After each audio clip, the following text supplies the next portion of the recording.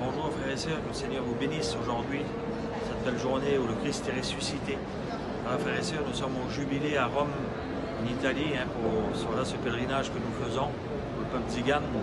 Et on a la joie de participer ici et puis de visiter ces monuments ici. Vous savez, on est dans la basilique Sainte-Marie Majeure, qui est une basilique qui est dédiée à la Vierge Marie, qui a été construite au IVe siècle.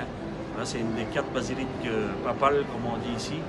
Et c'est vraiment un des plus anciens églises de monuments qui est vraiment dédié à la Vierge Marie. Vous savez, ici, nous avons quand même des trésors, frères et sœurs. Vous savez, c'est une église qui a de l'âge et qui renferme vraiment des trésors. À l'intérieur de l'église, un peu plus loin, il y a l'icône peinte par Saint Luc de la Vierge Marie.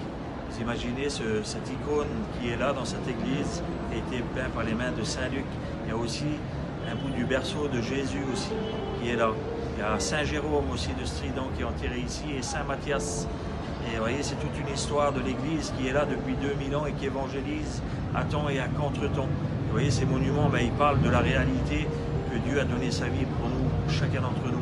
La Vierge Marie, ici, elle nous montre encore le chemin de son Fils pour aller annoncer l'évangile. Vous voyez, cet évangile qui nous dit d'annoncer à temps et à contre-temps.